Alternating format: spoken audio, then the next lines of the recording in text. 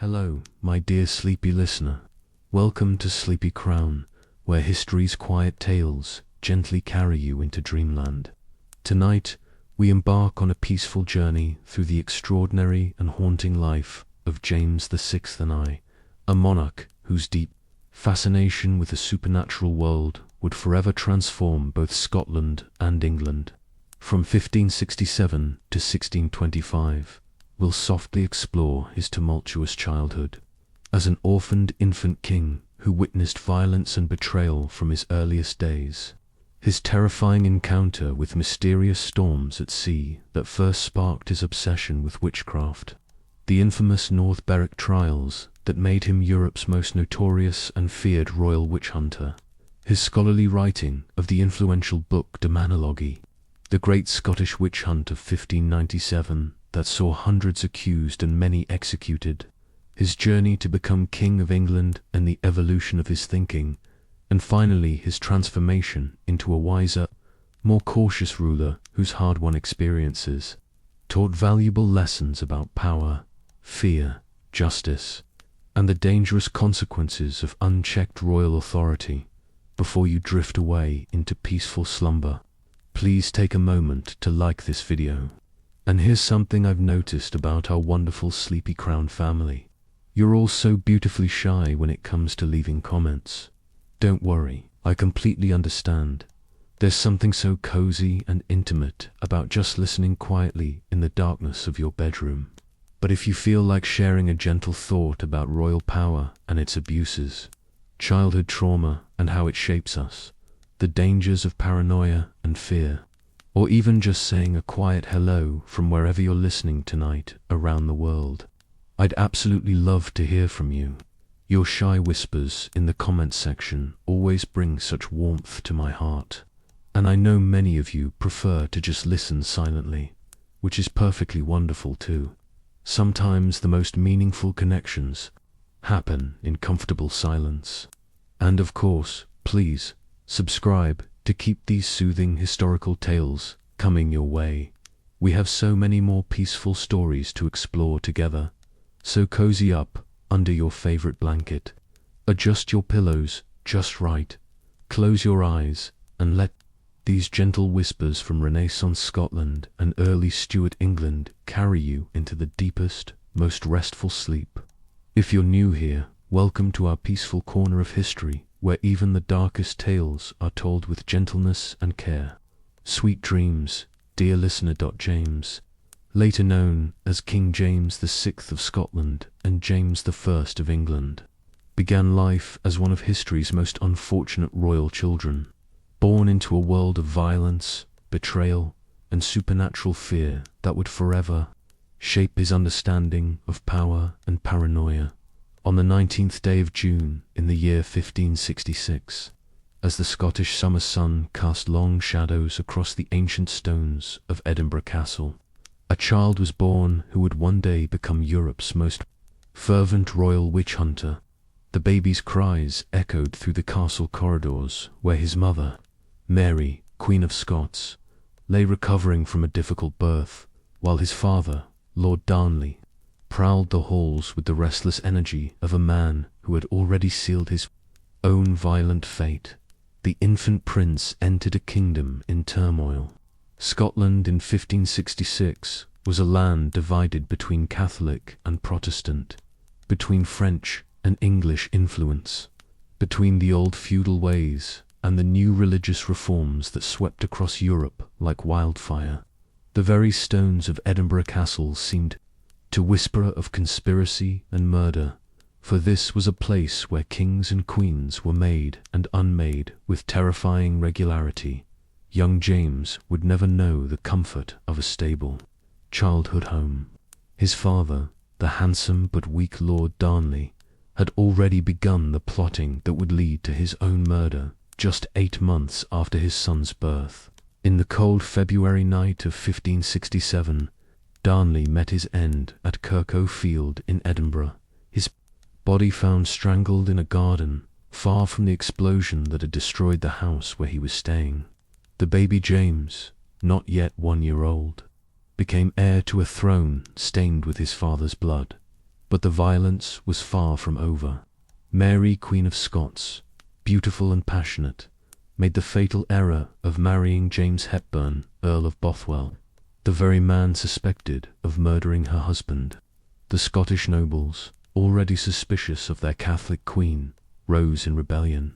In the summer heat of 1567, when James was just 13 months old, his mother was forced to abdicate in his favour and flee to the apparent safety of Lochleven Castle, where she would be held prisoner.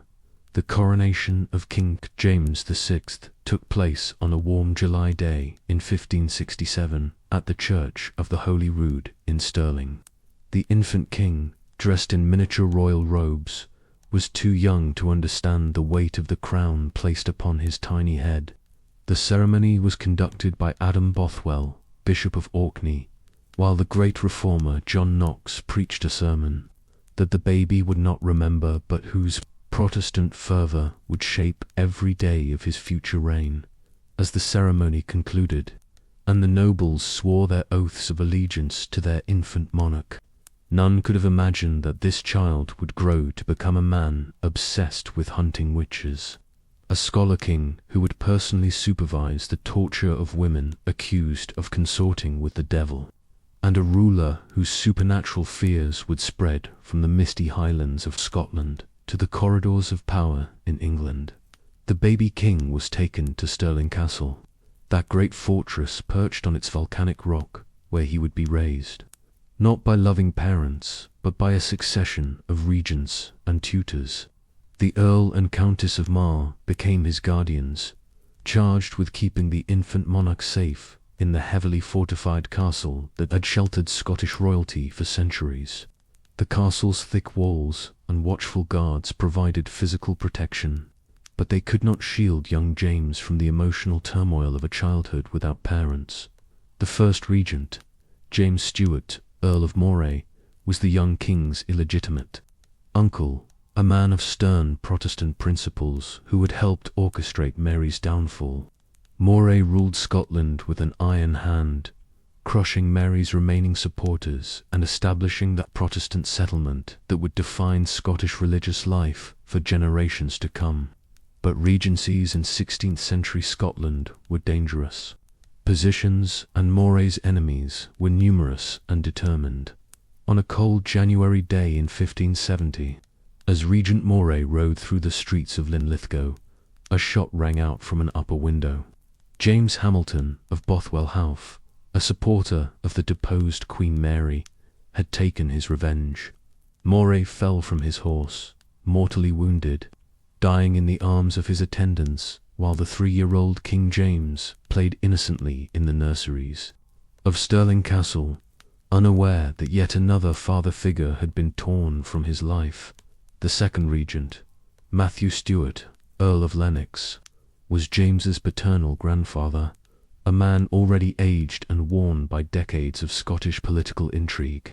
Lennox had seen his own son, Lord Darnley, murdered in mysterious circumstances, and now he found himself responsible for the safety and education of his orphaned grandson. The old Earl threw himself into the task with grim determination, seeking to provide some stability for the young king, who had already lost so much. But stability was a rare commodity in 16th century Scotland. In September 1571, Lennox was carried into Stirling Castle, fatally wounded after a raid by Mary's supporters. The 4-year-old James watched from a castle window as his grandfather's lifeless body was brought through the gates. Another violent reminder that those who loved him seemed destined to die sudden, bloody deaths. The third regent, John Erskine, Earl of Mar, was perhaps the closest thing to a loving father that young James would know. Mar had been his guardian since infancy and understood the traumatized child better than anyone. Under Mar's gentle guidance, James began to show the intellectual gifts that would mark him throughout his life. The boy was precocious, learning to read and write at an unusually early age, demonstrating a hunger for knowledge that would later drive him to become one of the most scholarly monarchs in European history. But even Mar could not escape the curse that seemed to follow James's guardians. In October 1572, the Earl fell suddenly ill after attending a banquet at Dalkeith Palace. Contemporary observers suspected poison, though the truth would never be known. As Mar lay dying in his chambers at Stirling Castle, the 5-year-old James sat by his bedside, holding the hand of yet another father figure as life ebbed away. The fourth and final regent, James Douglas, Earl of Morton, was a man of different character entirely. Where previous regents had shown at least some affection for their young charge, Morton viewed the boy king primarily as a tool to maintain his own power. Morton was an effective administrator and a shrewd politician, but he was also ruthless and grasping, using his position as regent to enrich himself and his supporters, at the expense of the Scottish crown. Under Morton's stern rule, young James's education intensified. The regent appointed George Buchanan, one of Europe's greatest scholars, as the boy's principal tutor. Buchanan was a brilliant humanist and poet, fluent in Latin and Greek, versed in philosophy and theology, and utterly convinced that kings were subject to the will of their people. He was also a harsh disciplinarian who believed that royal children should be taught humility through physical punishment. For the next several years, James endured a rigorous educational regime under Buchanan's unforgiving supervision. The boy studied Latin and Greek literature, biblical theology, European history, and political philosophy. He read the works of Cicero and Aristotle, learned to compose verse in classical meters, and absorbed Buchanan's theories about the contractual nature of monarchy.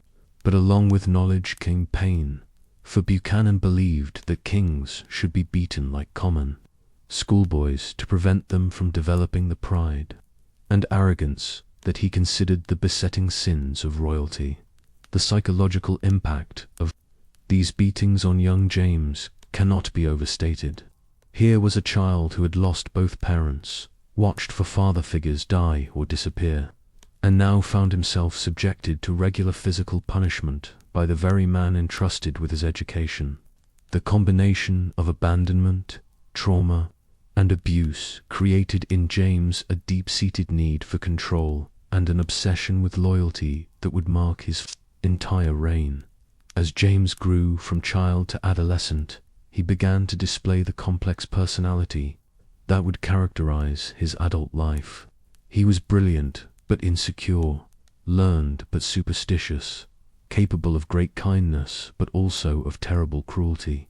The boy who had been shaped by violence and abandonment was developing into a young man who would seek to control every aspect of his environment, including the invisible world of spirits, demons, and witches that he believed threatened his kingdom. The scholarly atmosphere of his education also introduced James to works on demonology and witchcraft that were circulating throughout learned Europe. Buchanan's library contained treatises on supernatural phenomena, and the precocious young king absorbed these ideas along with his classical education. In the intellectual ferment of 16th century Scotland, where Protestant reformers saw the hand of Satan in Catholic practices, and where ancient folk beliefs about magic and spirits persisted beneath the surface of Christian orthodoxy, it was perhaps inevitable that a traumatized royal child would develop an intense interest in the supernatural. As James approached his teenage years, the rigid control of the regency began to chafe. The young king was intellectually mature beyond his years, capable of engaging in theological debates with learned clergy and political discussions with seasoned nobles. Yet he remained a prisoner of the system that governed in his name, unable to make real decisions about his own life or kingdom. The arrival of Esme Stuart, Seer d'Aubigny, in 1579 marked a turning point in James's young life. Stuart was a charismatic Frenchman, a cousin of James's murdered father, who appeared at the Scottish court like a figure from a romance novel. Handsome, sophisticated, and worldly, Stuart represented everything that the isolated young king had been denied. For the first time in his life, James found himself in the presence of someone who seemed to understand and appreciate him. Stuart's influence over the 13-year-old king was immediate and profound. James showered him with honors, creating him Earl of Lennox and later Duke of Lennox, making him the only duke in Scotland. Their relationship was intensely emotional, marked by a devotion that scandalized the stern Protestant nobles who surrounded the court. Whether this relationship had a physical dimension remains a matter of historical debate, but there can be no doubt that Stuart awakened in James powerful feelings of love and loyalty that had been suppressed during his harsh childhood. The Protestant establishment, led by the Earls of Gowrie and Angus, viewed Stuart's influence with growing alarm. They suspected him of being a crypto-Catholic agent of France, sent to corrupt the young Protestant king and drag Scotland back into the Catholic fold. Their fears were not entirely unfounded, for Stuart did indeed hope to moderate James's Protestant fervor and perhaps reconcile him with his imprisoned mother. The crisis came in August 1582, when the Protestant earls lured James to Ruthven Castle on the pretext of a hunting expedition. Once there, they made the 16-year-old king their prisoner, forcing Stuart to flee Scotland and taking control of the government in James's name. For almost a year, James remained in captivity, subjected once again to the control of men who claimed to act for his own good, but who treated him like a child rather than an anointed king. The Ruthven Raid, as it came to be known, was a traumatic experience that reinforced all of James's deepest fears about betrayal and abandonment. The men who held him prisoner were the same Protestant nobles who had claimed to be his protectors, yet they had kidnapped him and driven away the one person who had shown him genuine affection. The experience confirmed James's growing belief that he was surrounded by enemies, that those who claimed loyalty might at any moment reveal themselves as traitors. When James finally escaped from Falkland Palace in June 1583, he was no longer the uncertain teenager who had been captured at Ruthven Castle. The 17-year-old king who rode away from his captors was determined to take real control of his kingdom and to punish those who had dared to imprison an anointed monarch. The boy who had been shaped by trauma and loss was becoming a man obsessed with power and control. The years following James's escape marked his emergence as a true ruler rather than a mere figurehead. He began to assert royal authority with a vigor that surprised those who had known him as a scholarly, somewhat withdrawn young man. The Black Acts of 1584 asserted royal supremacy over the Kirk, while a series of judicial proceedings brought down those who had participated in the Ruthven Raid. James was learning that in 16th century Scotland, survival required not just intelligence but ruthlessness. It was during these formative years that James began to develop the worldview that would later drive his obsession with witchcraft. His education had taught him that he ruled by divine right, that his authority came directly from God. His traumatic experiences had convinced him that he was surrounded by enemies who would use any means, natural or supernatural, to destroy him. His scholarly interests had introduced him to the learned tradition of Daemonologie that saw the devil as an active force in human affairs. In 1586, James signed the Treaty of Berwick with England, beginning the process that would eventually lead to his inheritance of the English throne. The treaty represented a pragmatic recognition that Scotland's future lay with Protestant England rather than Catholic France, but it also marked James's emergence as a European monarch of significance. No longer the isolated child king of a small northern kingdom, James was becoming a player on the larger stage of European politics. The execution of his mother, Mary Queen of Scots, in 1587 provided the final piece in the puzzle of James's psychological development. Though he protested the execution publicly, privately, James seems to have felt a mixture of relief and guilt. Mary's death removed a potential rival and cleared the path to the English succession. But it also meant that James would never have the opportunity to know his mother or to resolve the complex feelings of abandonment that had shaped his childhood. As the 1580s drew to a close, James had established himself as the undisputed ruler of Scotland. He had survived the dangers of a royal minority, escaped the control of overmighty subjects, and begun to build the administrative and military structures that would allow him to govern effectively. But the man who emerged from these trials was marked by the traumas of his youth. The king, who would soon become Europe's most notorious witch hunter, had been forged in the fires of abandonment, violence, and betrayal. The marriage negotiations with Denmark that began in the late 1580s promised to open a new chapter in James's life. The prospect of a royal bride, a normal family life, and the continuation of the Stuart dynasty offered hope that the traumatized young king might find some measure of peace and happiness. But the voyage to Denmark that would bring James his bride would also bring him face to face with the supernatural fears that would dominate the rest of his life.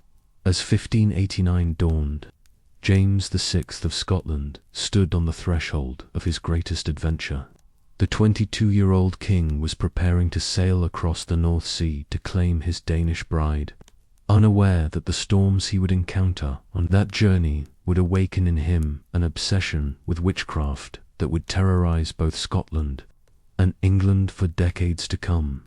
The boy who had been shaped by earthly trauma was about to encounter what he believed to be supernatural malevolence, and the collision between his damaged psyche and his scholarly understanding of demonology would create one of history's most notorious royal witch hunters.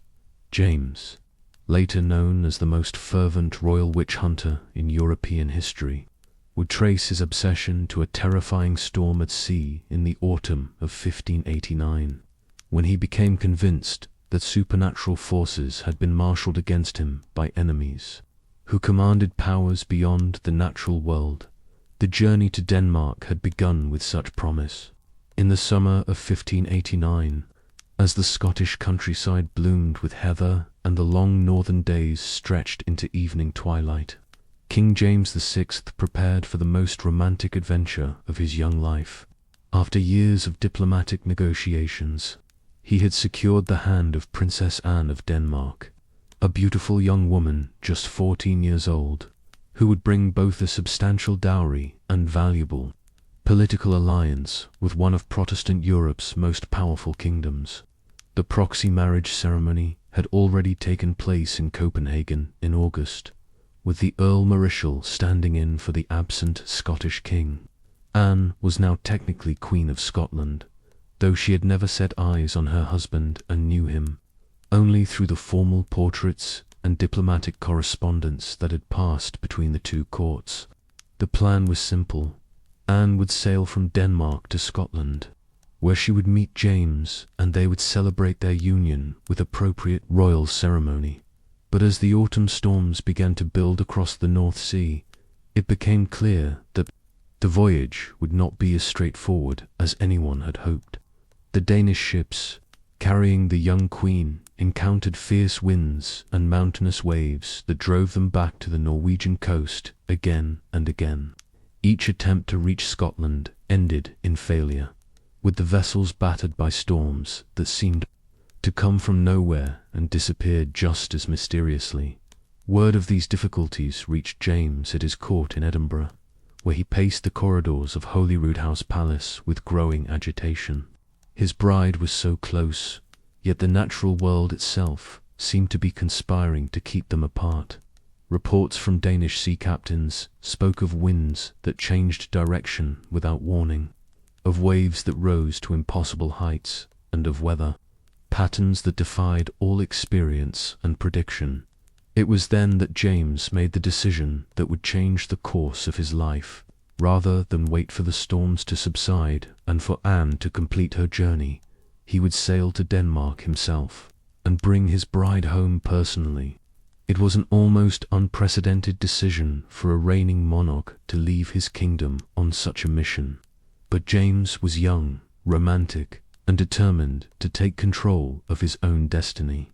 The Scottish fleet that set sail from Leith in October 1589 consisted of several vessels, each carrying members of the royal court, wedding gifts, and the elaborate costumes necessary for the ceremonies that would follow.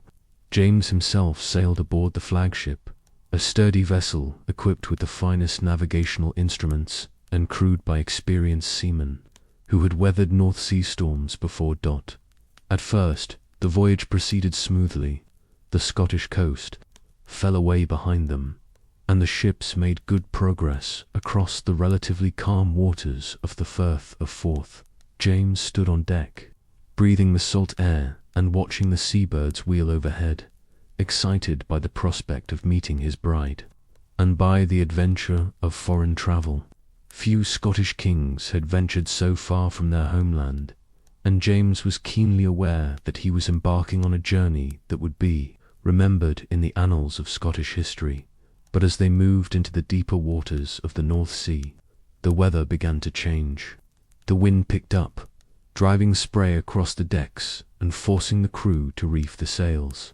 The sea, which had been a brilliant blue under the autumn sun, turned dark and threatening, with waves that grew larger and more violent with each passing.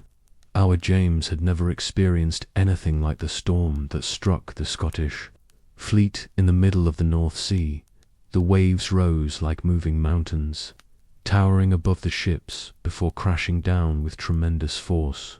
The wind howled with a voice that seemed almost human, shrieking through the rigging and driving rain and spray horizontally across the decks.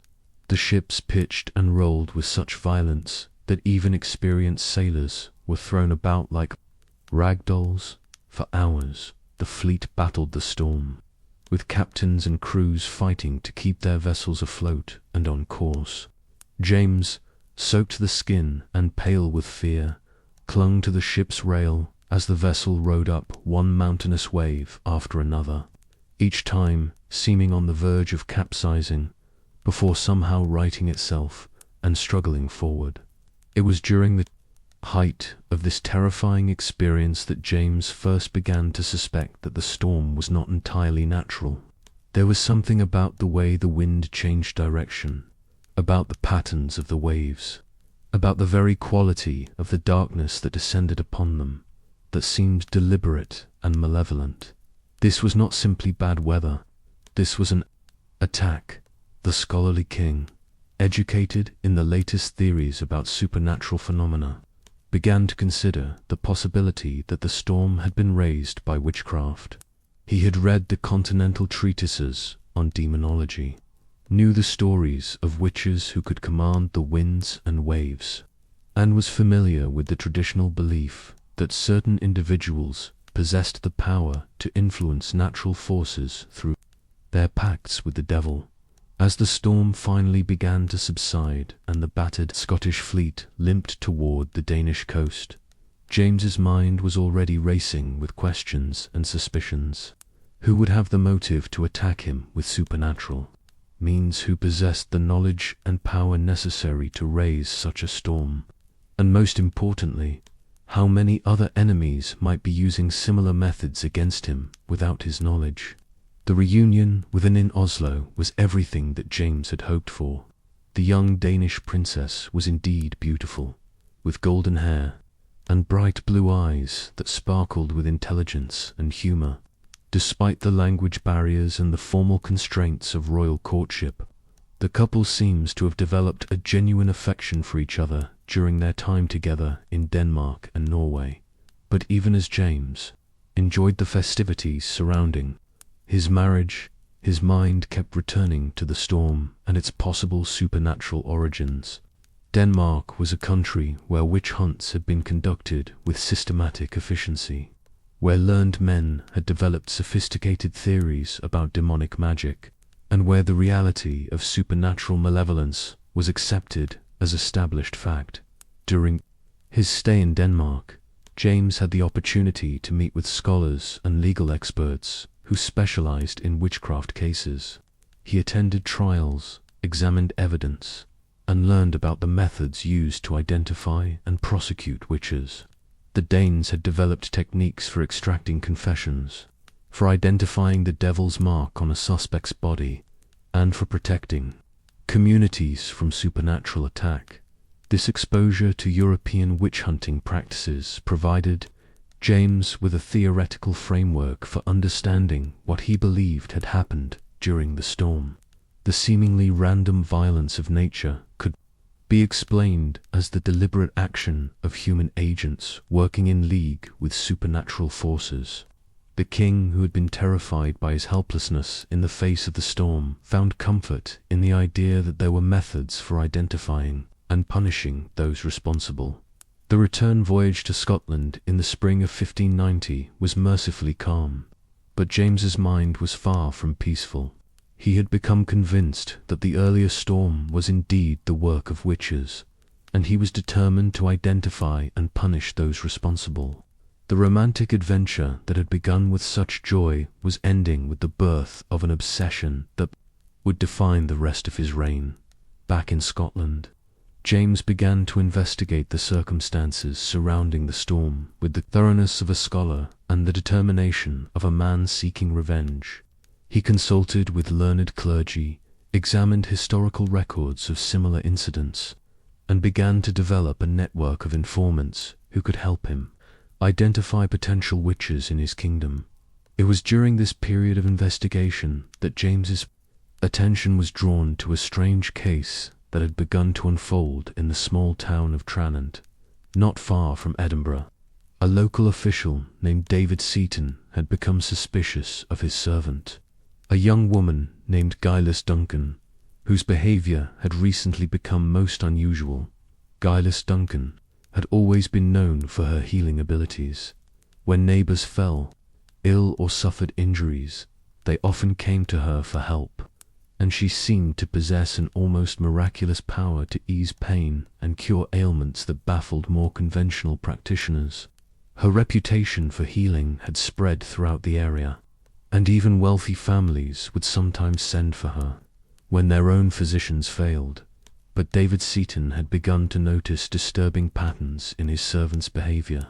She would disappear at night without explanation, returning in the early morning hours with no account of where she had been. Her healing powers seemed to have increased dramatically in recent months, allowing her to cure conditions that had previously been beyond her abilities. Most troubling of all, she had begun to display knowledge of events and secrets that she could not possibly have learned through normal means. Seaton's suspicions were further aroused by reports from neighbors who claimed to have seen strange lights in the vicinity of his house during the night, and by the discovery of unusual objects hidden in Gillis's belongings. When confronted with these discoveries, the young woman became evasive and defensive, claiming that her abilities came from God and that she had done nothing wrong. But David Seaton was not satisfied with these explanations. As a local official, he was familiar with the signs of witchcraft that had been described in sermons and legal treatises, and Gillis Duncan's behavior seemed to match many of the warning signs. Her nocturnal absences, her sudden increase in healing powers, and her mysterious knowledge all pointed towards supernatural involvement. The interrogation of Gillis Duncan began as a private matter between master and servant, but it quickly escalated into something far more serious. Under pressure from Seaton, the young woman initially maintained her innocence, insisting that her healing powers were a gift from God and that she had never engaged in any form of witchcraft or devil worship.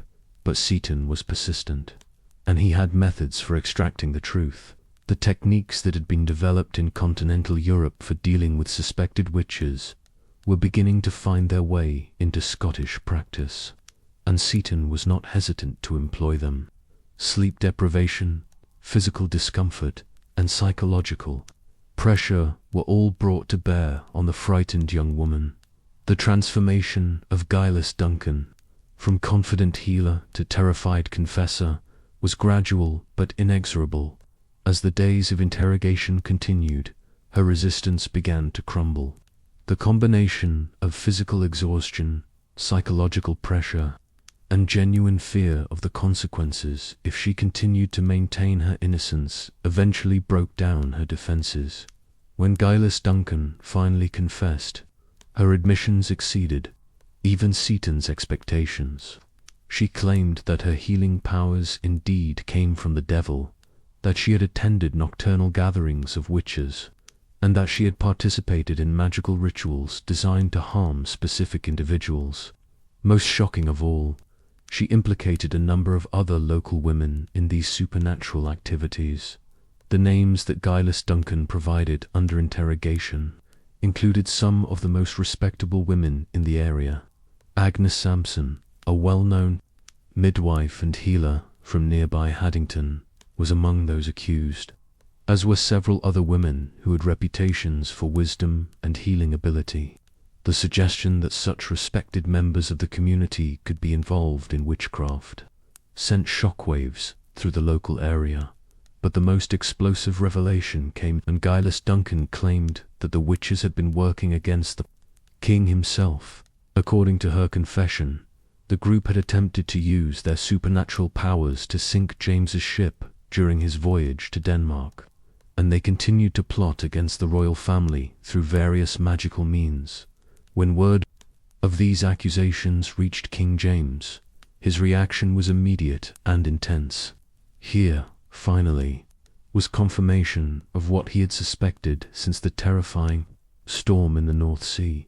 The attack on his ship had not been the work of natural forces, but the result of a deliberate, supernatural conspiracy against his person and his kingdom. James commanded that all of the accused witches be brought to Edinburgh for questioning under his personal supervision.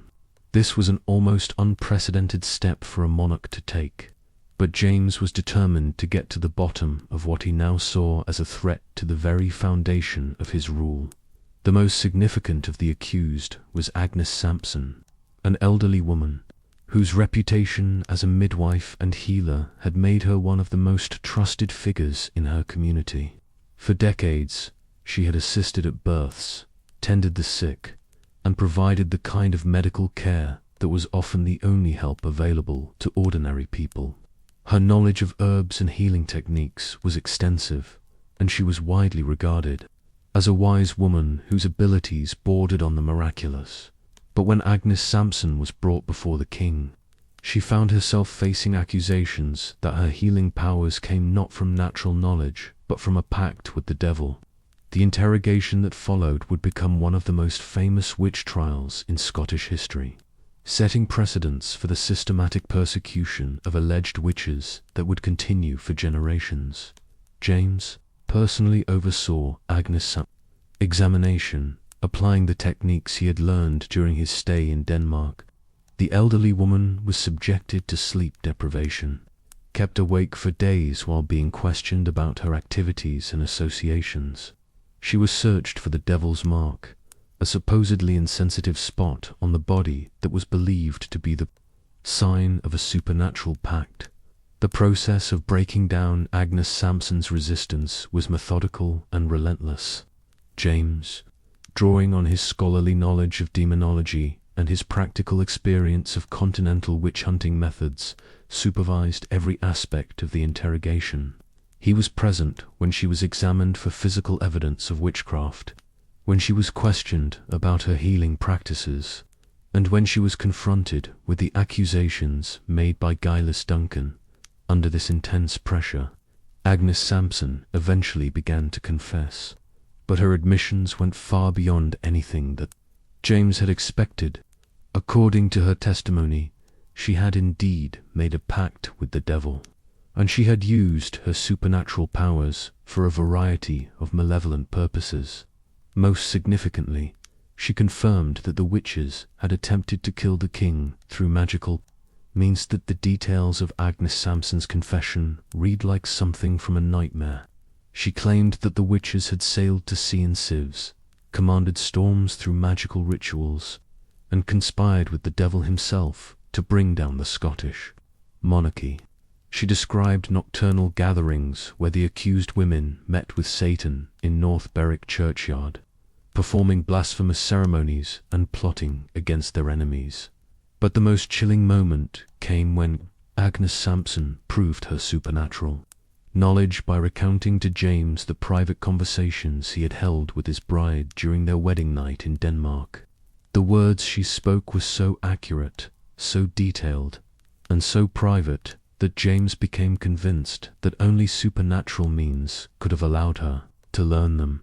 This revelation transformed James's attitude toward witchcraft from academic interest to personal obsession. If witches could know his most intimate secrets, if they could attack him on the high seas, if they could penetrate even the private chambers of royal palaces, then no king was safe from their malevolence. The scholarly monarch who had read about demonology in books now found himself face to face with what he believed to be proof of its reality.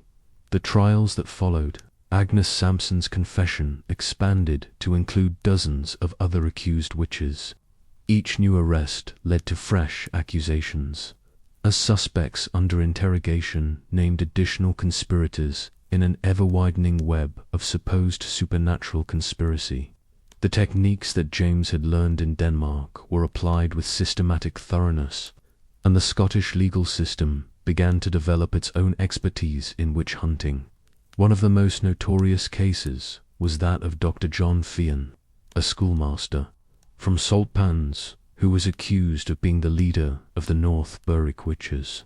Fian's case became famous not only for the extreme nature of the tortures applied to him, but also for his alleged escape and recapture, which James interpreted as further evidence of supernatural intervention. The torture of John Fian represented a new level of systematic brutality in Scottish witch trials. He was subjected to the boots, a device that crushed the bones of the feet and legs, and two other torments designed to extract a confession of his supernatural activities. When he initially confessed and then later recanted, claiming that his earlier admissions had been false, James ordered that the torture be intensified. The king's personal involvement in these proceedings was unprecedented. James attended interrogation sessions, suggested lines of questioning, and supervised the application of torture. He had become convinced that he was dealing with a supernatural conspiracy of unprecedented scope and danger, and he was determined to root out every participant. As the trials continued through 1590 and into 1591, the scope of the supposed conspiracy continued to expand. More than 70 people were eventually accused of participation in the North Berwick witch plot, and the trials revealed what James believed to be a systematic campaign of supernatural terrorism directed against his person and his kingdom. The psychological impact of these revelations on James cannot be overstated. The traumatized child who had grown up surrounded by violence and betrayal now found himself facing what he believed to be an invisible enemy, capable of striking at any time and in any place. The king who had sought control over his earthly kingdom now discovered that he also needed to defend himself against supernatural attack. The North Berwick trials established James as Europe's most prominent royal witch hunter, a monarch who had not only survived supernatural attack, but had successfully identified and punished those responsible. His reputation spread across the continent, and scholars and legal experts began to seek his advice on matters of demonology and witch prosecution. But the trials also marked the beginning of an obsession that would dominate the rest of James's life. The king, who had once been skeptical of supernatural claims, now became a true believer, convinced that witches posed a constant threat to Christian society and that only constant vigilance and ruthless prosecution could protect the innocent from their malevolence. As the last of the North Berwick witches was executed in 1591, James began to contemplate a larger mission. If Scotland faced such a significant supernatural threat, what about other Christian kingdoms? If witches could conspire against anointed monarchs, what prevented them from attacking ordinary subjects? The king who had discovered witchcraft in his own realm now began to see it as a universal menace that required systematic attention. The scholarly monarch who had always loved books and learning now turned his intellectual abilities toward the study of demonology with unprecedented intensity. He began to collect treatises on supernatural phenomena, to correspond with continental experts on witchcraft, and to develop his own theories about the nature and extent of the diabolic threat facing Christian Europe. The stage was set for James to move beyond the role of witch trial supervisor to that of theorist and propagandist. The king who had been terrified by a storm at sea was about to become the author of one of the most influential works on demonology ever written, a book that would spread his ideas about witchcraft across Europe and establish him as the leading royal authority on supernatural persecution. James, later known as the author of Daemonologie, would oversee the systematic persecution of hundreds of alleged witches across Scotland in 1597, creating a reign of terror that revealed both the power of royal obsession and the dangerous consequences of unchecked authority in an age of supernatural fear.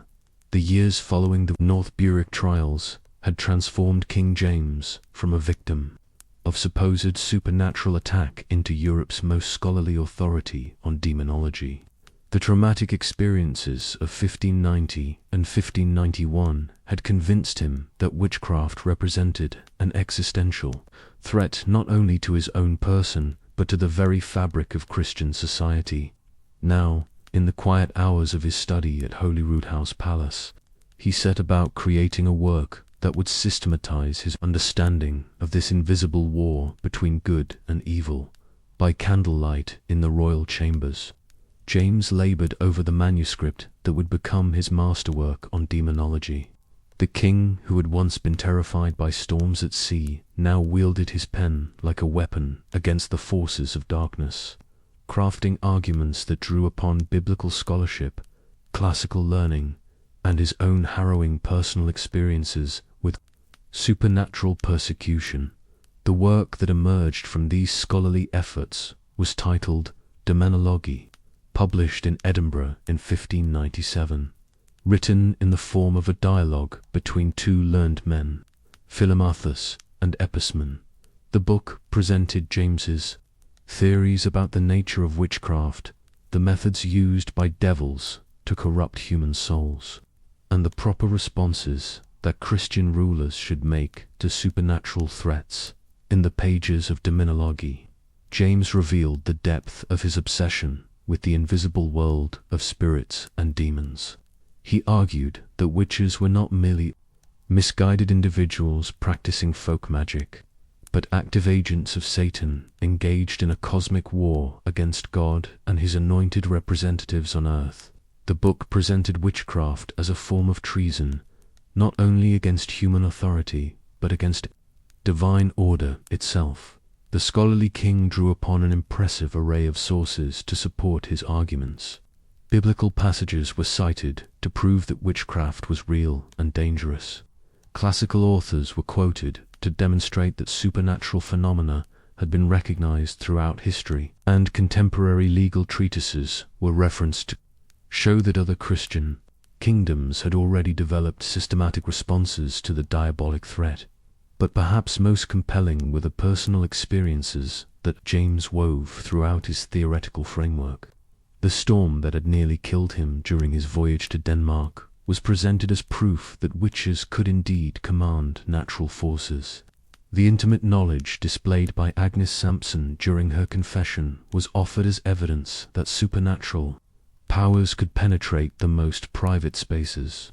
The systematic nature of the North Berwick conspiracy was cited to demonstrate that witches were not isolated individuals, but members of organized cults dedicated to the overthrow of Christian society. The publication of Daemonologie established James as the leading royal authority on witchcraft in Protestant Europe. Copies of the book circulated throughout Scotland, England, and the continental kingdoms, carrying the king's ideas about supernatural persecution to learned audiences across the Christian world. Scholars and legal experts began to incorporate James's theories into their own work, while local magistrates looked to the royal treatise for guidance in conducting their own witch trials. But the influence of Daemonologie extended far beyond academic circles. The book provided a theoretical justification for the systematic persecution of suspected witches, offering detailed arguments about why such individuals deserved death and how they could be identified and prosecuted. Local authorities who might have been hesitant to pursue witchcraft cases now had royal approval for their efforts, while ordinary people gained a new understanding of the supernatural threats that supposedly surrounded them. The impact of James's scholarly work became apparent almost immediately after its publication. Reports began to reach the royal court of increased witch-hunting activity throughout Scotland, as local magistrates applied the king's theories to their own jurisdictions. What had begun as a personal obsession born of trauma and terror was now becoming a systematic campaign of persecution, sanctioned by royal authority and justified by scholarly argument. The year 1597 would witness the culmination of James's witch-hunting career in what became known as the Great Scottish Witch Hunt. Unlike the localized persecutions that had preceded it, this campaign would span the entire kingdom, from the highlands to the borders, involving hundreds of suspects and resulting in dozens of executions. It would represent the most intensive period of supernatural persecution in Scottish history, and it would reveal both the power of royal obsession and its terrible human cost. The origins of the 1597 witch hunt can be traced to a complex combination of factors that came together in a perfect storm of persecution. Scotland in the mid-1590s was experiencing a period of religious tension, economic hardship, and political uncertainty that created ideal conditions for the spread of supernatural fears. Plague had struck several Scottish towns, harvests had failed in some regions, and conflicts between different Protestant factions had created an atmosphere of suspicion and anxiety. Into this volatile situation came reports of witchcraft activity from various parts of the kingdom. In Aberdeen, local authorities had identified what they believed to be a coven of witches led by Janet Wishart, an elderly woman whose reputation for healing had aroused suspicion. In Fife, strange incidents involving unexplained illnesses and mysterious deaths had convinced local officials that supernatural forces were at work. Throughout the central belt of Scotland, from Glasgow to Edinburgh, reports accumulated of individuals whose behavior suggested possible involvement with demonic powers. But the case that would trigger the nationwide persecution began in the small town of Bulree in Fife, where local authorities arrested a woman named Margaret Aitken on suspicion of witchcraft. Aitken, who would later become known as the Great Witch of Bulwary, was initially just another suspect in what seemed like a routine local investigation. But her response to interrogation would transform a minor provincial case into a national crisis. Under the pressure of questioning, Margaret Aitken not only confessed to practicing witchcraft herself, but claimed to possess the ability to identify other witches simply by looking at them. This supposed gift, she explained, came from her long association with the diabolic world and her intimate knowledge of the signs that marked those who had made pacts with Satan. If the authorities would spare her life, she promised to help them identify witches throughout Scotland. The offer was too tempting for local magistrates to refuse. Here was an opportunity to root out supernatural corruption on an unprecedented scale. Using the expertise of someone who claimed insider knowledge of the diabolic conspiracy, word of Aitken's offer quickly reached Edinburgh, where it came to the attention of King James himself. James's response was immediate and enthusiastic. The king, who had built his reputation on the North Berwick trials, saw in Margaret Aitken's offered the chance to extend his supernatural expertise throughout his entire kingdom. Royal commissions were quickly organized and dispatched to various parts of Scotland, armed with broad powers to investigate witchcraft, and accompanied by the self-proclaimed expert who promised to identify the guilty. The commission that set out from Edinburgh in the spring of 1597 represented the most systematic attempt at witch hunting in Scottish history. Led by experienced legal officials and accompanied by Margaret Aitken, the group travelled from town to town throughout central Scotland, conducting public examinations of suspected witches and gathering evidence of supernatural conspiracy. The methods employed by the commission followed the patterns established during the North Berwick trials, but on a much larger scale. Suspects were subjected to physical examination for the devil's mark, questioned about their activities and associations, and confronted with accusations from other alleged witches. The techniques of sleep deprivation, psychological pressure, and physical discomfort that had proven effective in earlier cases were systematically applied to extract confessions from the accused. Margaret Aitken proved to be an enthusiastic collaborator in these proceedings. At each stop on the commission's journey, she would examine the assembled suspects and identify those she claimed to recognize as fellow witches. Her identifications seemed almost magical in their accuracy, as she picked out individuals whose behavior or reputation had already aroused local suspicion. The success of Aitken's identifications convinced many observers that she indeed possessed supernatural insight into the diabolic world.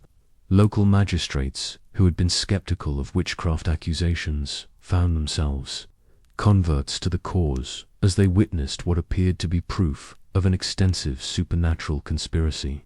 The woman who had begun as a suspect had become the key to unlocking what seemed to be the greatest witch plot in Scottish history. As the commission travelled throughout Fife, Perthshire, and the surrounding regions, the scope of the supposed conspiracy continued to expand. Each new confession led to fresh accusations, as suspects under interrogation named additional conspirators in an ever-widening web of supernatural treachery. Towns that had never experienced witch trials suddenly found themselves at the center of intensive investigations, with local residents living in fear that they might be the next to be accused. The psychological impact of the 1597 witch hunt on Scottish society was profound. Communities that had lived in relative harmony for generations were torn apart by accusations and counter-accusations. Neighbors began to eye each other with suspicion, wondering who among them might be harboring supernatural powers. Traditional wise women and healers found themselves under scrutiny, as abilities that had once been valued became evidence of possible demonic pacts. The trials that resulted from the Commission's investigations followed a predictable pattern. Suspects were brought before local courts, confronted with the evidence gathered against them, and pressured to confess their supernatural activities. Those who admitted their guilt were typically executed by strangulation and burning, while those who maintained their innocence faced continued interrogation until they either confessed or died under torture. The execution of alleged witches became a public spectacle that drew crowds from throughout the surrounding countryside. These events served both as entertainment and as warnings, demonstrating the fate that awaited those who dabbled in supernatural powers.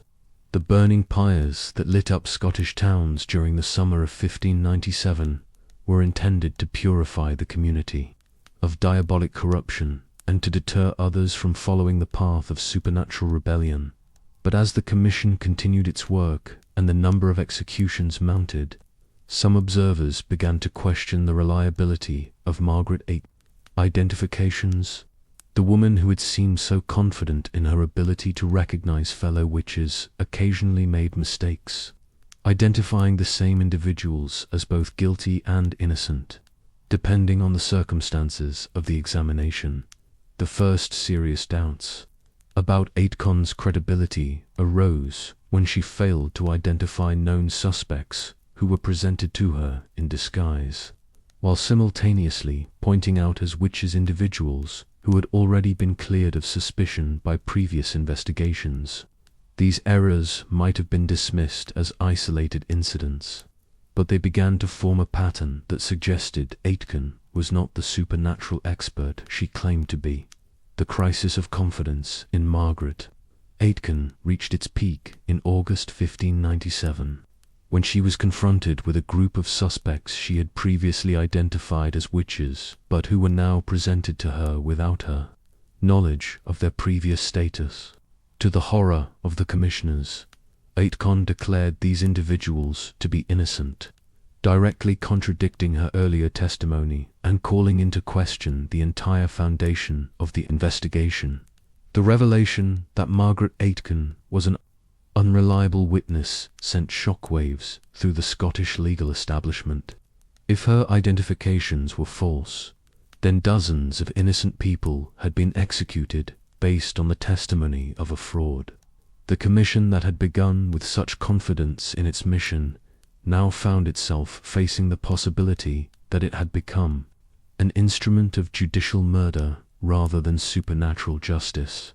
King James's response to the crisis was swift and decisive. On August 12, 1597, he ordered all witch-hunting commissions to suspend their activities until the reliability of the evidence could be thoroughly examined. The king, who had built his reputation on the systematic persecution of witches, now found himself forced to acknowledge that his methods might be fundamentally flawed. The investigation into Margaret Aitken's credibility revealed the extent to which the 1597 witch hunt had been built on false foundations. Under renewed interrogation, Aitken admitted that she possessed no supernatural ability to identify witches, that many of her accusations had been based on local gossip and personal grudges, and that she had fabricated much of her testimony in order to save her own life. The collapse of Margaret Aitken's credibility did not immediately end the 1597 witch hunt, but it marked the beginning of its decline. Local magistrates who had enthusiastically pursued witchcraft cases began to exercise greater caution in their investigations. The royal commissions that had spread terror throughout Scotland were quietly disbanded, and the systematic persecution that had characterized the early months of the year gradually gave way to more limited and localized efforts. By October 1597, the great Scottish witch hunt had effectively come to an end. The final toll was staggering. At least 400 people had been put on trial for witchcraft, with an estimated 200 executed. Entire communities had been devastated by the persecution, and the reputation of the Scottish legal system had been severely damaged by the revelation that so many innocent people had died based on false accusations.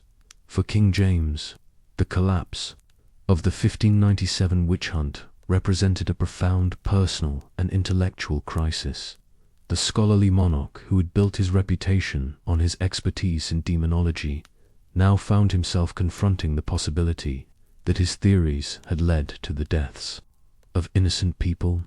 The king, who had seen himself as a protector of Christian society against supernatural evil, was forced to acknowledge that his own actions might have served the cause of injustice rather than righteousness.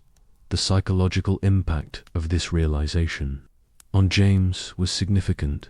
The traumatized child, who had grown into an obsessed witch hunter, now began to question the very foundations of his supernatural beliefs. The confidence that had characterized his earlier writings on demonology gave way to doubt and uncertainty as he grappled with the pre-implications of the Margaret Aitken affair. In the months following the end of the 1597 witch hunt, James began to develop a more skeptical approach to witchcraft accusations. While he never completely abandoned his belief in the reality of supernatural threats, he became much more cautious about accepting claims of diabolic conspiracy. The king, who had once personally supervised torture sessions, now insisted on higher standards of evidence and more careful verification of witness testimony. This evolution in James's thinking would have profound implications for the future of witch hunting in Scotland. The royal enthusiasm that had driven the persecutions of the 1590s began to wane, replaced by a more measured approach that emphasized legal procedure over supernatural speculation. While witch trials continued in Scotland for generations to come, they never again reached the systematic intensity of the 1597 campaign. The Great Scottish Witch Hunt of 1597 marked both the peak and the beginning of the decline of James's career as a witch hunter. The king, who had emerged from the North Berwick trials as Europe's leading royal authority on demonology, now found himself forced to confront the human cost of his obsession. The scholarly monarch, who had written learnedly about the need to pursue supernatural enemies, had discovered that the line between justice and persecution was often difficult to distinguish. As the Scottish countryside slowly recovered from the trauma of 1597, James began to turn his attention toward other matters. The prospect of inheriting the English throne was becoming increasingly likely as Queen Elizabeth aged without an heir, and the Scottish king began to prepare for the day when his authority would extend far beyond the borders of his northern kingdom. But the lessons of the Margaret Aitken affair would stay with James for the rest of his life. The king, who had once been certain of his ability to identify and punish supernatural enemies, now understood that human judgment was fallible, and that the power to destroy lives carried with it an awesome responsibility. The witch hunter who had terrorized Scotland in the 1590s was beginning his transformation into a more cautious and skeptical ruler, who would approach supernatural claims with greater wisdom and restraint.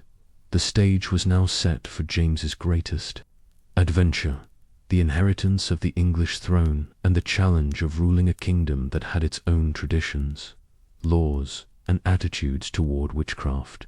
The Scottish king, who had learned hard lessons about the dangers of supernatural obsession, was about to discover whether his experience could help him govern more wisely in his new realm. James, later known as the first monarch to rule both Scotland and England, would carry his supernatural fears to a new kingdom in 1603. But the wealth, sophistication, and different legal traditions of England would gradually transform the obsessed witch hunter into a more cautious and skeptical ruler. The death of Queen Elizabeth I in the early hours of March 24th, 1603, marked the end of the Tudor dynasty and the beginning of a new chapter in both English and Scottish history. As the news travelled north from Richmond Palace to Edinburgh, King James VI of Scotland prepared to claim the inheritance that had been the goal of his foreign policy for more than a decade. The Scottish monarch, who had built his reputation hunting witches, was about to become King James I of England, ruler of a realm far richer and more populous than his northern kingdom. The journey from Edinburgh to London in April 1603 was a revelation for the Scottish king. James had spent his entire life in a relatively poor country where royal resources were limited, and the power of the crown was constantly challenged by rebellious nobles and religious factions. Now, as he travelled through the English countryside toward his new capital, he encountered a level of wealth and sophistication that exceeded his wildest expectations. The progress southward became a triumphal procession, with English nobles competing to offer the most lavish hospitality to their new monarch. At every stop, James was greeted with pageants, banquets, and displays of prosperity that demonstrated the vast resources of his new kingdom. The Scottish king, accustomed to the austere granite castles of his homeland, found himself entertained in magnificent Tudor palaces filled with art, music, and luxury beyond anything he had previously experienced.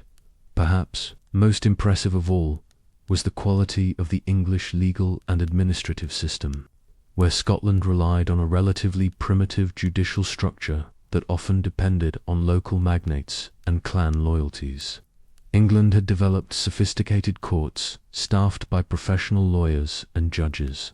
The English approach to law emphasized precedent, evidence, and careful procedure in ways that stood in sharp contrast to the more informal Scottish system. This difference became particularly apparent when James began to examine English attitudes toward witchcraft. Where Scotland had embraced the continental European model of intensive witch hunting, England had maintained a more restrained approach that emphasized practical harm over theological speculation. English witchcraft law focused on proving that actual damage had been done through supernatural means, rather than pursuing complex theories about diabolic conspiracies and supernatural rebellion. The English legal establishment that James encountered in 1603 was deeply suspicious of the torture-based methods that had characterized Scottish witch trials. English common law had long prohibited the use of torture except in cases of treason, and even then only with special authorization from the Privy Council. The sleep deprivation, physical pressure, and psychological manipulation that had been routine features of Scottish investigations were viewed by English lawyers as both unreliable and potentially illegal. This more cautious English approach to supernatural accusations had several practical advantages that gradually became apparent to James. English witch trials typically produced fewer false confessions, since suspects were not subjected to the extreme pressure that had characterized Scottish proceedings. The English emphasis on proving actual harm meant that accusations were more likely to be based on genuine grievances rather than theological speculation or personal vendettas. The contrast between English and Scottish approaches to witchcraft was dramatically illustrated by the famous Pendle witch trials of 1612, which occurred during James's reign but followed English rather than Scottish legal procedures. The Pendle case involved a complex family feud in Lancashire that resulted in witchcraft accusations against several local women, but the trial was conducted according to English law, with careful attention to evidence and procedure, unlike the mass prosecutions that had characterized Scottish witch hunts. The Pendle trials focused on specific individuals and particular acts of alleged supernatural harm. The accused were allowed legal representation. The evidence was carefully examined, and the proceedings were conducted in open court rather than in the secretive chambers where Scottish suspects had been tortured into confession. James's personal involvement in the Pendle trials was minimal compared to his hands-on supervision of the North Berwick proceedings. The English legal system did not provide the same opportunities for royal intervention that had existed in Scotland, and James was beginning to develop a more detached approach to individual witchcraft cases. The king, who had once personally supervised torture sessions, was learning to work within a legal framework that emphasized institutional restraint over personal authority. This evolution in James's approach to witchcraft was also influenced by the different intellectual climate he encountered in England. The English scholarly establishment was more skeptical of continental theories about demonology and more inclined toward empirical approaches to natural phenomena.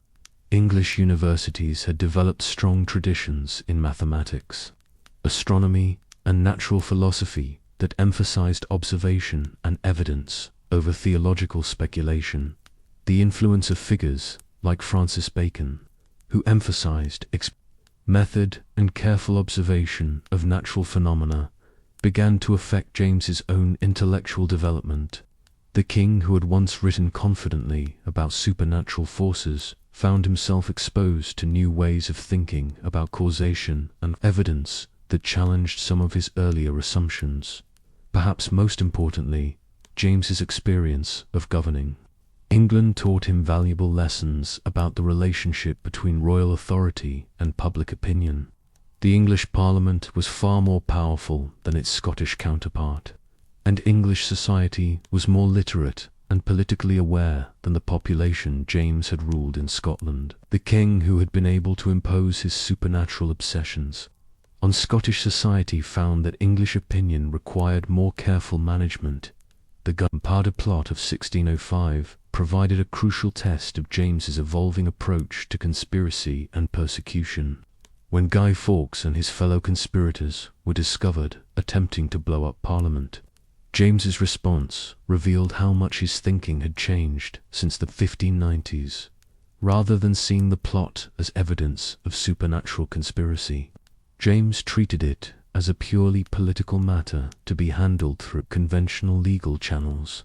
The investigation of the Gunpowder Plot was conducted according to English legal procedures, with careful attention to evidence and testimony, while the conspirators were subjected to torture. This was done under specific legal authorization for treason cases rather than as part of a general witch hunt. James's role in the proceedings was that of the intended victim seeking justice rather than the supernatural detective hunting for diabolic influence. The contrast between James's response to the Gunpowder Plot and his earlier reaction to alleged witchcraft conspiracies was striking. Where the North Berwick trials had expanded from a few initial suspects to encompass dozens of alleged conspirators, the gunpowder investigation remained focused on the actual participants in the plot. Where Scottish witch trials had relied heavily on confessions extracted under torture, the English investigation emphasized documentary evidence and witness testimony. This more restrained approach proved to be far more effective than the Scottish methods.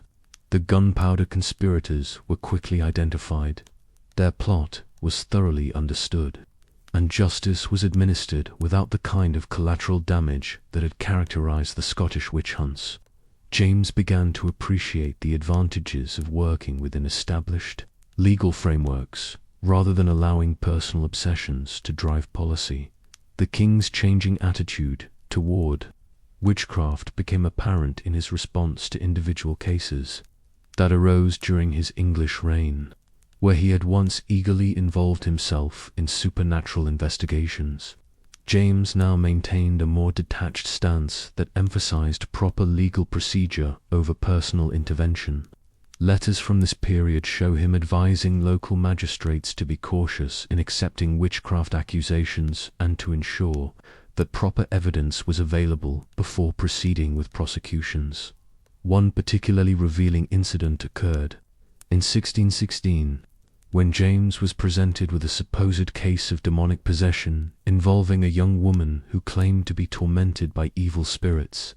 Rather than immediately accepting the supernatural explanation, James ordered a careful investigation that revealed the case to be a fraud designed to attract attention and sympathy.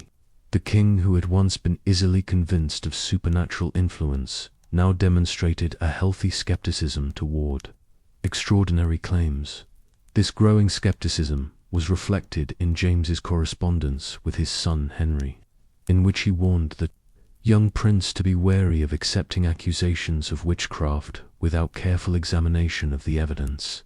The king, who had once written enthusiastically about the need to pursue supernatural enemies, now counseled caution and restraint in dealing with such matters. The transformation in James's approach to witchcraft was gradual but unmistakable. The traumatized child who had grown into an obsessed witch hunter was becoming a mature ruler who understood the dangers of allowing personal fears to override institutional wisdom.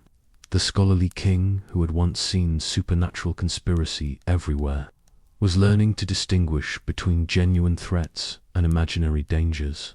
This evolution was also influenced by James's growing appreciation for the complexities of governing a large and diverse kingdom. England in the early 17th century faced real challenges from Catholic conspiracies, foreign enemies, and domestic political tensions that required careful attention and measured responses. The king, who had once devoted enormous energy to hunting witches, was discovering that effective governance required focus on tangible rather than supernatural threats. The literary culture of James's English court also played a role in moderating his supernatural obsessions. The king, who had once written treatises on demonology, now found himself patron to writers like William Shakespeare, whose play Macbeth drew on James's earlier interests in witchcraft, but presented supernatural themes in a more sophisticated and nuanced manner than the crude propaganda of witch trial literature. Shakespeare's treatment of supernatural themes in Macbeth reflected the more complex attitudes toward witchcraft that were emerging in early 17th century England, rather than presenting witches as simply evil enemies to be hunted and destroyed. The play explored the psychological dimensions of supernatural belief and the ways in which guilt and ambition could create their own forms of haunting. James's patronage of such sophisticated literary treatments of supernatural themes suggested that his own understanding of these matters was becoming more nuanced and complex. The king who had once seen witchcraft in simple terms of good versus evil was beginning to appreciate the psychological and social dimensions of supernatural belief. The influence of his Danish wife, Queen Anne, may also have contributed to James's evolving attitudes. Anne had grown up in a court culture that was familiar with witch hunting, but also more sophisticated in its approach to such matters than the relatively crude Scottish methods of the 1590s. Her influence may have helped moderate some of James's more extreme tendencies and encouraged him toward a more balanced approach. By the middle of his English reign, James had developed a markedly different approach to witchcraft than the one that had characterized his Scottish period.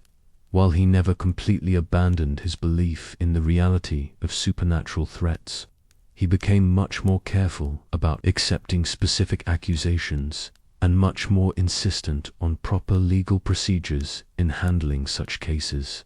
This transformation was reflected in the declining number of witch trials during James's English reign compared to the mass prosecutions that had characterized his Scottish period.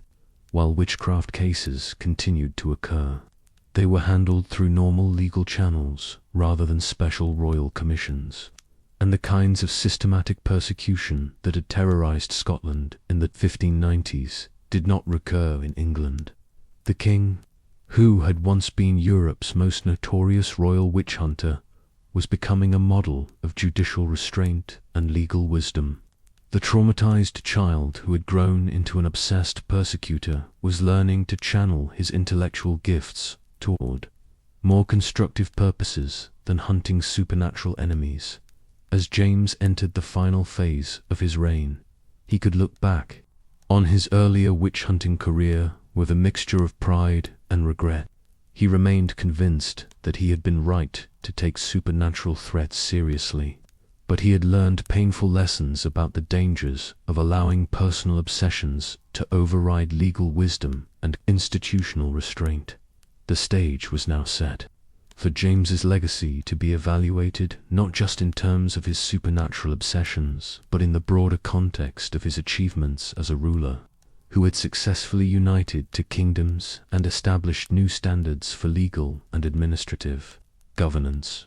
The witch hunter who had terrorized Scotland was becoming a wise king whose influence would extend far beyond the narrow confines of supernatural persecution. James, later known as much for his witch hunts as his political achievements, left a complex legacy that continues to fascinate historians and influence our understanding of how trauma, power, and fear can shape the course of nations and the lives of countless individuals.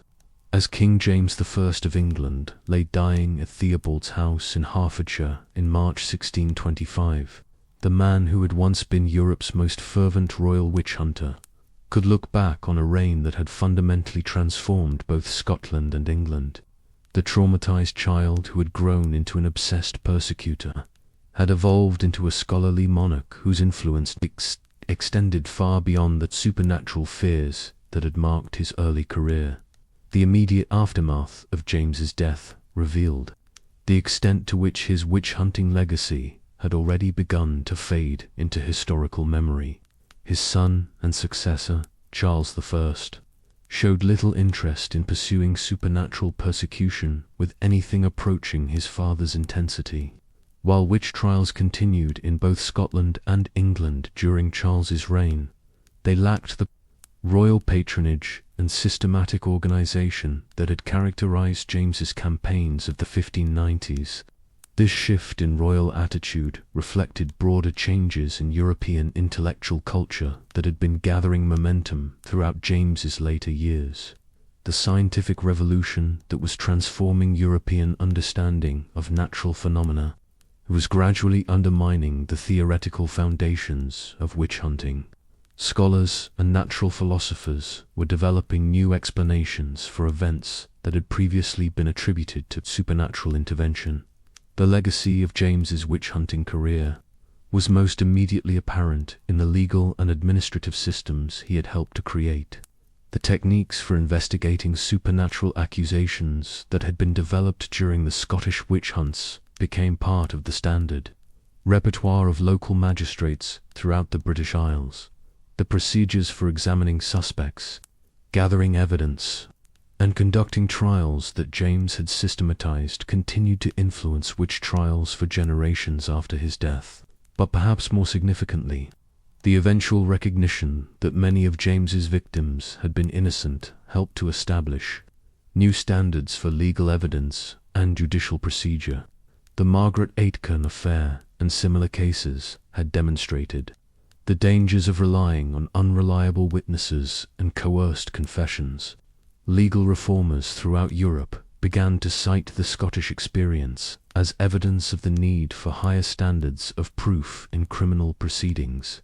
The intellectual legacy of James's supernatural obsessions was preserved most clearly in his book Daemonologie, which continued to circulate throughout Europe long after his death.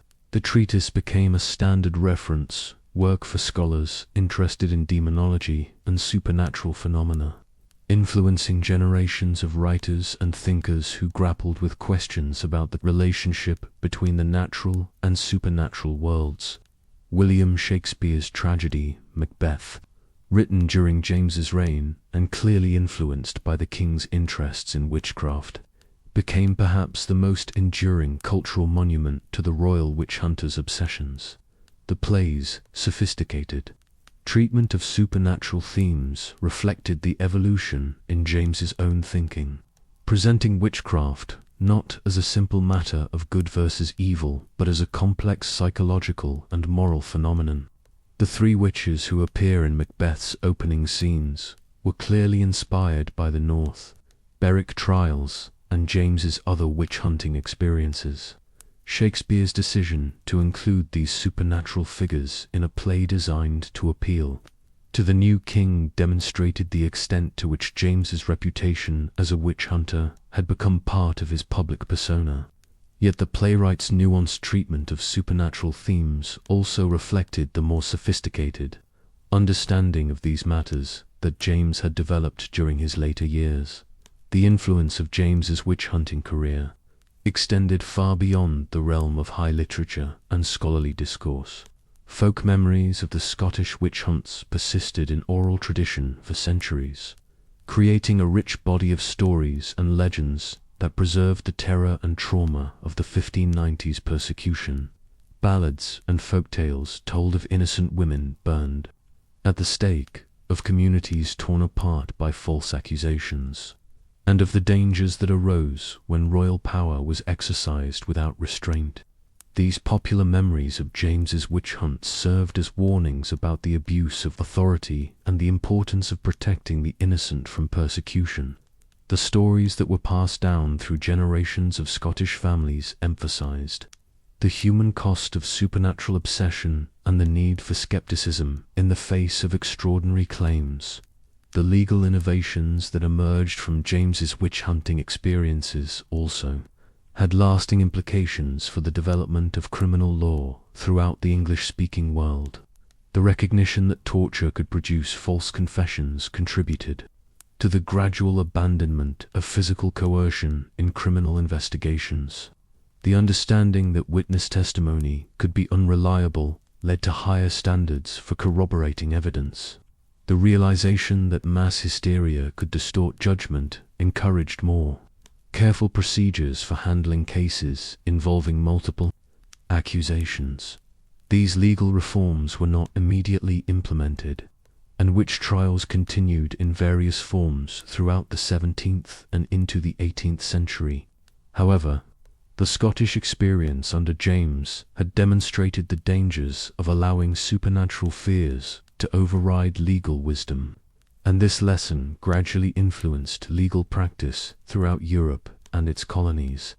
The most famous example of this influence occurred during the Salem witch trials in Massachusetts in 1692, where colonial authorities initially followed procedures similar to those used in Scotland during James's reign. However, when the investigations began to spiral out of control and produce obviously false accusations, colonial leaders drew upon the lessons of earlier European witch hunts to bring the persecution to an end. The eventual recognition that the Salem trials had resulted in the execution of innocent people led to legal reforms that cited the Scottish experience as a cautionary example. James's legacy as a witch hunter also influenced the development of religious thought in Protestant Europe. The king's evolution from supernatural obsession to greater skepticism provided a model for other religious leaders who struggled to balance belief in spiritual realities with recognition of human fallibility in interpreting those realities. The theological writings that emerged from James's later period showed a more nuanced understanding of the relationship between divine providence and human agency. While he never abandoned his belief in the reality of supernatural forces, he developed a more sophisticated appreciation for the ways in which human psychology could distort understanding of spiritual matters.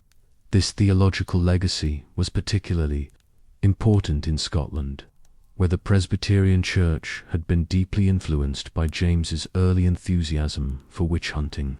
The recognition that the king himself had come to doubt some of his earlier certainties provided cover for clergy who wished to adopt a more cautious approach to supernatural accusations without appearing to challenge royal authority. The cultural impact of James's witch-hunting career extended throughout European intellectual life, influencing philosophers, scientists, and writers who grappled with questions about the nature of evidence, the reliability of human testimony, and the relationship between belief and knowledge. The king, who had once been certain of his ability to identify supernatural enemies, had inadvertently contributed to the development of more skeptical approaches to extraordinary claims.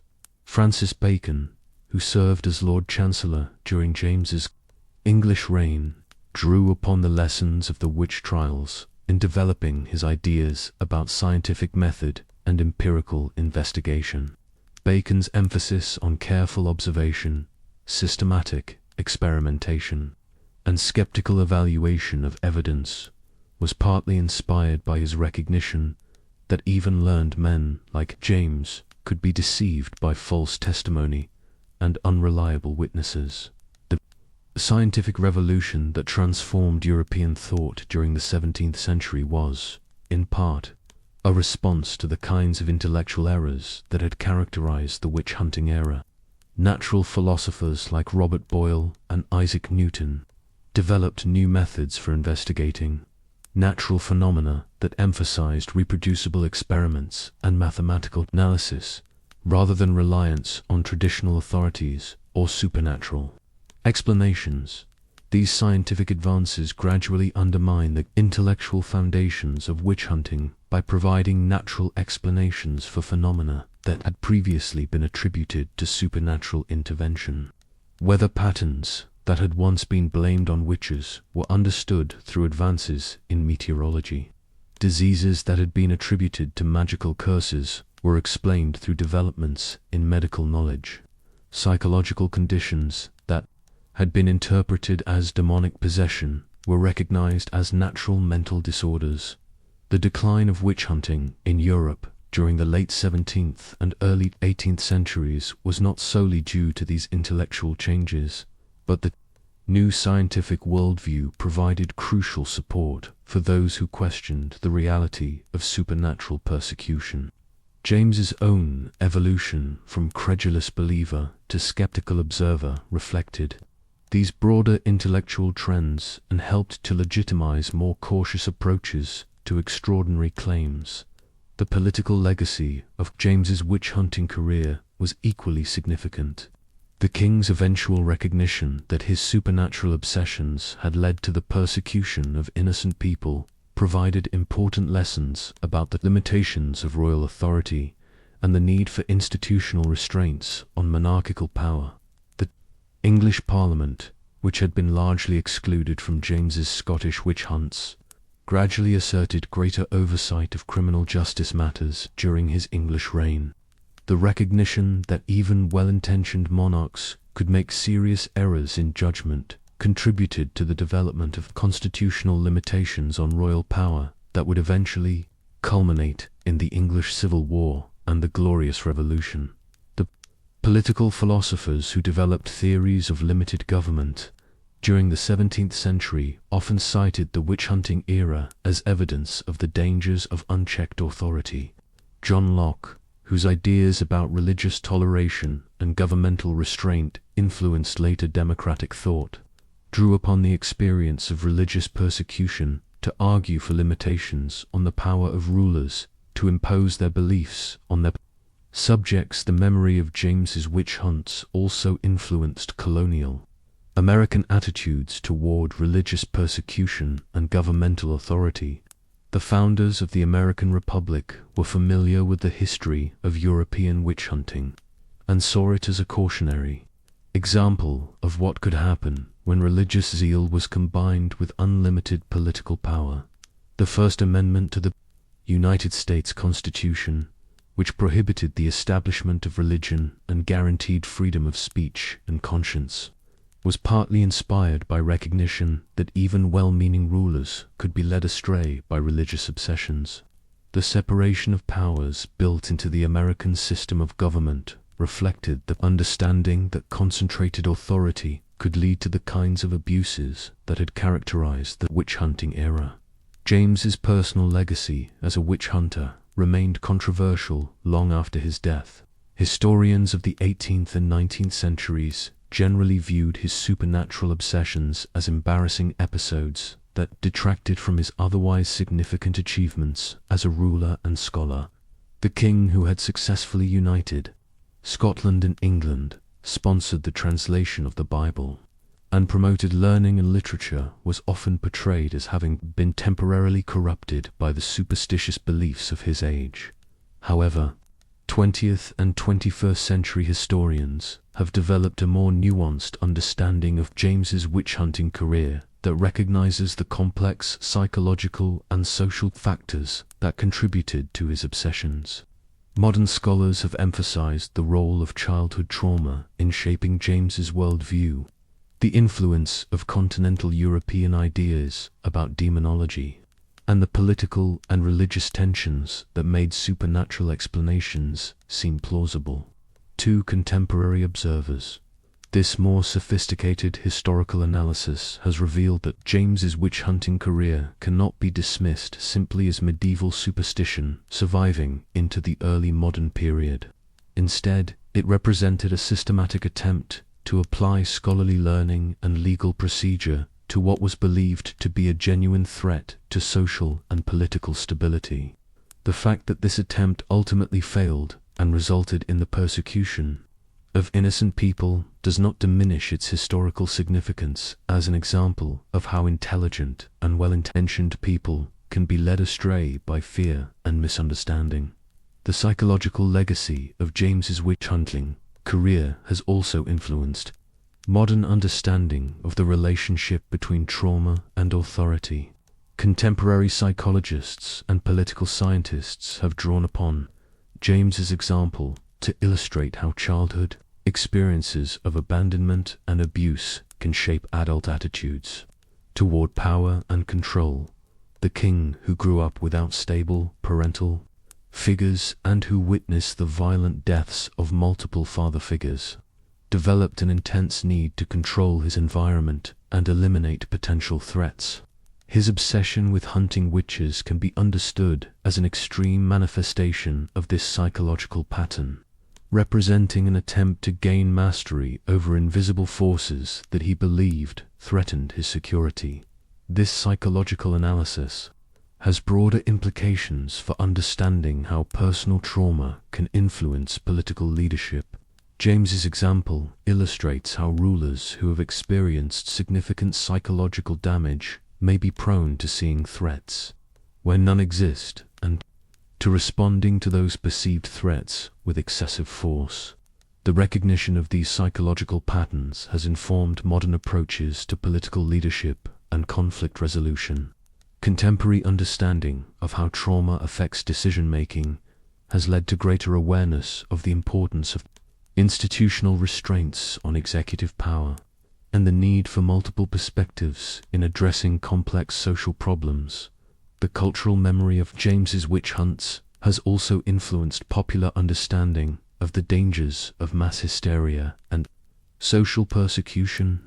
The Scottish experience of the 1590s provided a historical precedent that was frequently cited during later episodes of social panic.